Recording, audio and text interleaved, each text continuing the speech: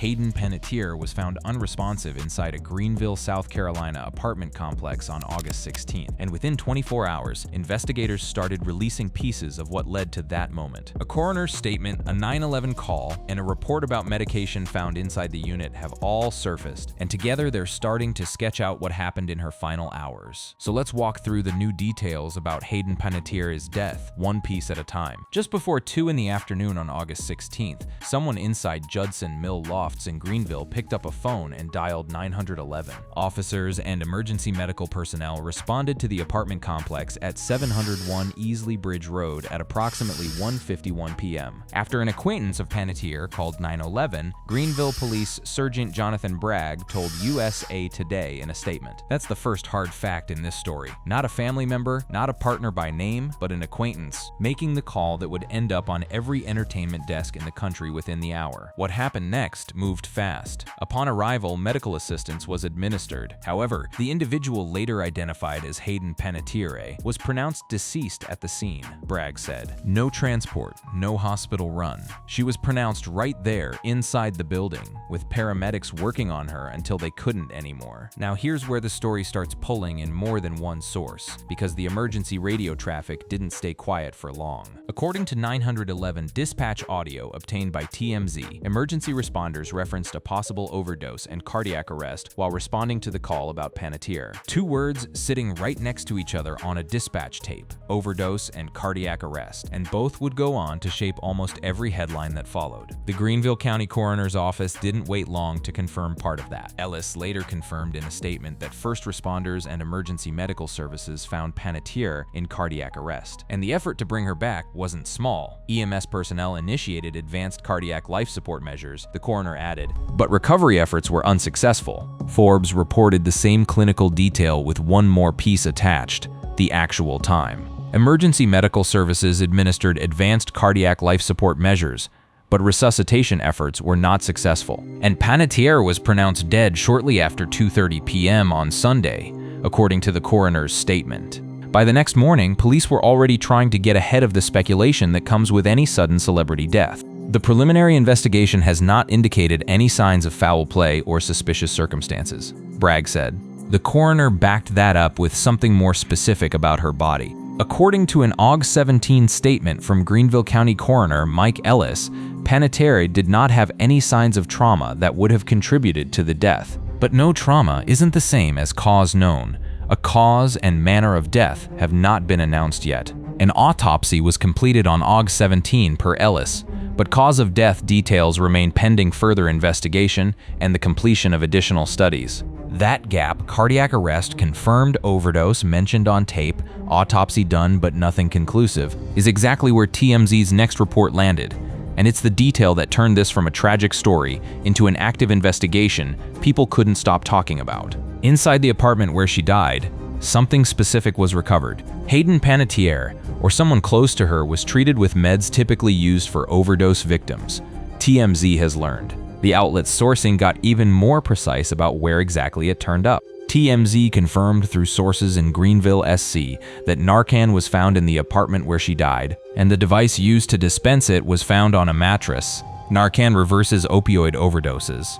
It doesn't get administered for a random reason. Someone in that room believed an opioid overdose was in progress, and someone tried to reverse it in real time. There's a wrinkle here that TMZ was careful to flag, and it matters for how we read everything else. However, TMZ also reported that 2 ambulances rushed to the apartment, which seems to point to 2 people in distress in the apartment, so it's unclear who received the dose of Narcan. 2 ambulances, 2 people potentially needing help. And on top of that, a second drug entered the picture through the same TMZ report. TMZ was also told epinephrine was used on the scene, and that would track with the initial 911 call being for a woman in cardiac arrest, since epinephrine, aka adrenaline, is commonly used to resuscitate patients in cardiac arrest. So within the same apartment, in the same window of time, first responders were reportedly working 2 overlapping emergencies, an opioid reversal attempt with Narcan, and a cardiac resuscitation attempt with epinephrine.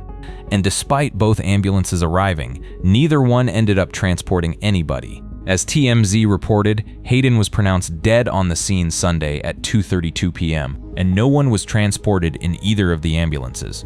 That last detail, 2 ambulances, 0 transports, is the piece that's kept investigators, and honestly everybody watching this unfold from closing the book on a simple answer. It's also the piece that pointed reporters toward who else might have been in that apartment when it happened. Every detail released so far puts Panettiere inside a specific apartment, at a specific complex, on the day she died. But the reporting quickly turned to a second question: whose apartment was it, and who else was there? TMZ's sourcing named someone directly. TMZ reported that Hayden's longtime on and off boyfriend Brian Hickerson had been staying at the residence as well, and that he actually grew up in the area. That's not a small detail. Greenville isn't a random city. Panettiere happened to be visiting. It's reportedly Hickerson's hometown, which changes the picture of why she was there in the first place. Other outlets picked up threads on how the two of them got there together. A source told TMZ that Panettiere had been staying in the apartment with her on and off boyfriend, Brian Hickerson, and his brother, and that she and Hickerson had flown from Los Angeles to South Carolina the day before her death. So the sequence, as it's been reported, looks like this. She flies out of Los Angeles with Hickerson, lands in South Carolina, and less than 24 hours later, first responders are being dispatched to that same address for a medical emergency involving 2 people. And in the days right after her death, reporters couldn't get him on the phone. TMZ said they hadn't been able to reach Hickerson since they first reported Hayden's death. To understand why his presence there carries so much weight, you have to go back to how this relationship started and what it turned into. It began in 2018, after her relationship with Klitschko came to an end. Panettiere began dating on and off boyfriend Brian Hickerson in 2018. Within about a year, it turned violent. In May 2019, police observed redness and marks on Panettiere's body before arresting Hickerson on felony domestic violence charges. Though the case was dismissed when prosecutors couldn't secure a key witness, that wasn't the end of it. He was arrested again in 2020 after allegedly punching Panettiere in the face during a trip to Wyoming. Months after that, the legal fallout got more serious. Months later, he faced 8 charges tied to several alleged incidents, ultimately pleading no contest to 2 felony counts of injuring a spouse or cohabitant. And he served 45 days in jail, received 4 years of probation, and was ordered to complete California's 52-week batterer intervention program. On top of the sentence, he was placed on 4 years of probation, ordered to complete 52 domestic violence classes, and given a 5-year restraining order. A restraining order usually means distance. It didn't in this case. Despite the restraining order, the pair reconnected in 2021. Hickerson later described how that reconciliation happened in his own words, saying Panettiere let him make amends, and from there, the two were photographed together repeatedly for years, right up through arriving off a flight earlier this year. Hickerson never denied what he'd done. Earlier this year, as Panettiere's memoir was heading toward release, he addressed his arrest directly in an interview, admitting flatly that he'd been arrested for abusing her, and that he wouldn't blame her friends for resenting him for it. He went further when asked about the book itself, saying he thought it was something everyone should read. Chapter on the abuse included, and that he wasn't going to deny what happened. He'd done it. Plain and simple. That same spring, Hickerson sat for another interview where he talked about where things stood between them. TMZ spoke to Hickerson back in May, and although he gushed about Hayden, he admitted she'd be better off without him and said he wanted to see her flourish. So by the time August rolled around, you had 8 years of an on and off relationship, multiple arrests, a restraining order that didn't hold, a memoir airing the abuse in detail, and an ex-boyfriend who just told cameras months earlier that she'd be better off without him. All of it collapsing into one flight to South Carolina and one afternoon that ended with 2 ambulances at his hometown address. That timeline is what makes the physical evidence inside the apartment so heavy. It's also what makes the next part of this story. What Panettiere had already told the world about her own struggles, in her own words, months before any of this happened, impossible to separate from what investigators are now trying to piece together. Long before the Narcan report, before the dispatch audio, before any of it, Panettiere had already put her struggles on the record herself, repeatedly, in interviews and in a memoir released just months before she died. In the years leading up to her death, Panettiere had been candid about her health and struggles with substance use, and she previously revealed that she struggled with alcohol and opioid addiction and sought treatment. Opioid addiction specifically, not a vague reference to substance issues, but a named category of drug, the same category the Narcan found at the scene, is designed to counteract. She'd also spoken about what came after becoming a mother. She also spoke openly about experiencing postpartum depression after welcoming her daughter Kaya in 2014. Forbes' reporting adds the next chapter of that story. What happened after the postpartum period ended? After giving birth to her only daughter in 2014, Panettiere entered a treatment facility for postpartum depression, and she gave up custody of her daughter to her former partner, Ukrainian boxer Vladimir Klitschko, in 2018, citing depression and substance abuse struggles. That single decision, giving up custody, followed her for years, and she pushed back hard against how it got framed publicly. Earlier this year, on a podcast interview, she rejected the idea that she'd been forced into any of it. She said flatly that the idea that anybody would think she'd give away her child and be okay with it was heartbreaking, and insisted that every treatment she'd gone through, she had sought out herself. Nobody had made her do it. Panettiere pushed back against a misconception that she has been forced into treatment when in fact I have been the one who has sought it out, also denying allegations she had abandoned her daughter. She put even more of it into permanent form with her memoir.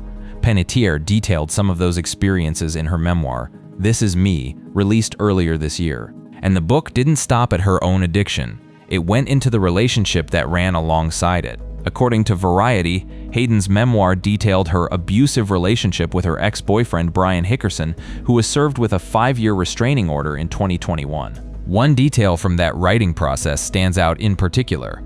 Hickerson reportedly asked her to leave one especially disturbing incident out of the book, and she published it anyway. Ahead of the book's release, Brian acknowledged his abusive behavior and discussed one particularly disturbing incident that Hayden included in the memoir, despite his request that she leave it out. 2 months before her death, she sat across from Gayle King to talk about all of it on camera. King interviewed Panettiere in May for a candid discussion of her memoir, This Is Me, A Reckoning. What King remembers most is the conversation that happened once the cameras stopped rolling. She recalled that Panettiere had told her, off camera, that she felt like she was in a good place. A line King repeated the day after learning Panettiere had died, saying it had been hard hearing her say that, sitting there in the studio, insisting things were good. But King didn't stop at the reassurance. She also pointed to the weight Panettiere had been carrying for years, the custody arrangement with Kaya chief among it, and said plainly that Panettiere had still clearly been struggling, and that waking up to the news of her death had been really tough to take in. King closed her recollection on something simpler, calling her genuinely good and noting she would have turned 37 the following Friday. That birthday detail lands differently once you sit with it. Panettiere's death comes just days before what would have been her 37th birthday on August 21. A woman who had spent the better part of a year publicly narrating her own recovery, sought out, not forced, in her words, died days short of turning 37, in an apartment where paramedics would go on to find equipment associated with reversing an opioid overdose. There's one more thread from her own history that reporters kept circling back to once her death was confirmed. Her brother. 3 years before her own death, Panettiere buried her younger brother, and the way she talked about that loss afterward has become part of how people are reading everything that's happened since. Jansen Panettiere, her younger brother and a former child actor in his own right, died suddenly at 28. Cause and manner aside, her younger brother, actor Jansen Panettiere, died. The family later confirmed the specifics of what took him. The Panettiere family put out a statement naming exactly what happened. Though it offers little solace, the medical examiner reported Jansen's sudden passing was due to cardiomegaly, enlarged heart, coupled with aortic valve complications, the family said in a statement to ABC News. The family statement went further than the clinical language, describing him as someone whose warmth showed in his smile, and whose creative spirit lived on through his paintings, closing with a line simply thanking people for the love shown to the family during that loss. Jansen had followed his sister into acting as a kid, the two of them sharing the screen more than once. In 2004, he co-starred with his sister in the 2004 Disney Channel film Tiger Cruise. He built his own career from there, showing up in Disney Channel movies Tiger Cruise and Racing Stripes, as well as his roles in Ice Age, The Meltdown, and the AMC series The Walking Dead. Off-camera, he had another creative outlet entirely. Panettiere was also an artist and regularly posted his paintings and clothing designs on his Instagram page. What Jansen's death did to Hayden, in her own account, wasn't something she moved past quickly. She dedicated a film to him afterward and said she wanted to leave the world a little better in his name. She also admitted publicly that she had no idea how her body and mind were going to respond to that kind of grief, describing how wild it was to feel the stress and hormones of loss physically running through her. Reporters covering her own death didn't let that context sit in the background. Hayden's personal life was often shaped by her openness about mental health and the loss of her younger brother, Hayden Panettiere, and Hayden later spoke candidly about the devastating impact of his death and the guilt she carried following his passing. That's the piece that's hardest to separate from everything else in this story. A woman who lost her younger brother suddenly to a heart condition nobody had caught in time, who then spent years narrating her own recovery from addiction and depression in public, who published a memoir detailing years of abuse from a partner who never denied it, and who then died in that same partner's hometown, in an apartment where 2 ambulances showed up, and paramedics reportedly used both an overdose reversal drug and a cardiac resuscitation drug within the same emergency call. None of that, on its own, tells us a cause of death, but it's the shape investigators and her family are now sitting with while they wait on lab results. As of the most recent statements from Greenville, the investigation is still open, and officials have been careful not to get ahead of what the science actually shows. The autopsy has been completed, but as the coroner's office put it, the specifics remain pending further investigation and the completion of additional studies, meaning toxicology, meaning the kind of testing that takes weeks, not days, to come back with anything definitive. What we have so far is a stack of consistent overlapping details rather than a single conclusion. Cardiac arrest confirmed by the coroner directly. An overdose referenced by first responders on a recorded dispatch call but never confirmed as an official finding. Narcan on a mattress. Epinephrine used on scene. 2 ambulances and nobody transported. No trauma on her body.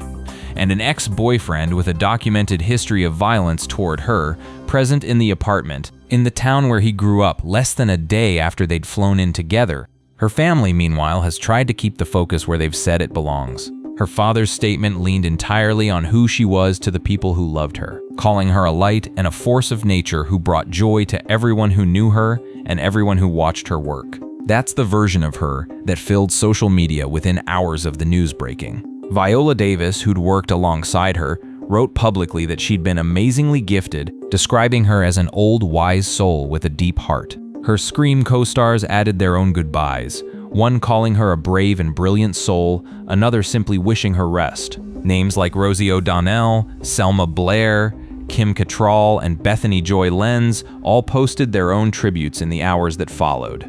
Where the apartment complex itself sits in all this is its own small footnote. Management there quietly told residents there was no threat to the building, asking people to be patient with the visible police presence and notably asking them not to talk to reporters, a request clearly aimed at protecting whoever else had been inside that unit when it happened. There's a daughter in all of this too, 7 or 8 years old now, who will grow up eventually reading about a mother who wrote an entire book about trying to get better. There's a father who buried a son in 2023 and is now burying a daughter 3 years later. There's an ex-boyfriend who spent this spring telling cameras he wanted to see her flourish without him, and who reporters couldn't reach in the days right after she died. And there's a toxicology report somewhere in a South Carolina lab, still being processed, that will eventually put an official word: accident, overdose, cardiac event. Some combination of all 3, on a death that right now is still being told through 911 audio, a mattress, 2 ambulances, and everything Hayden Panettiere had already tried to tell us herself in her own book, months before any of this happened.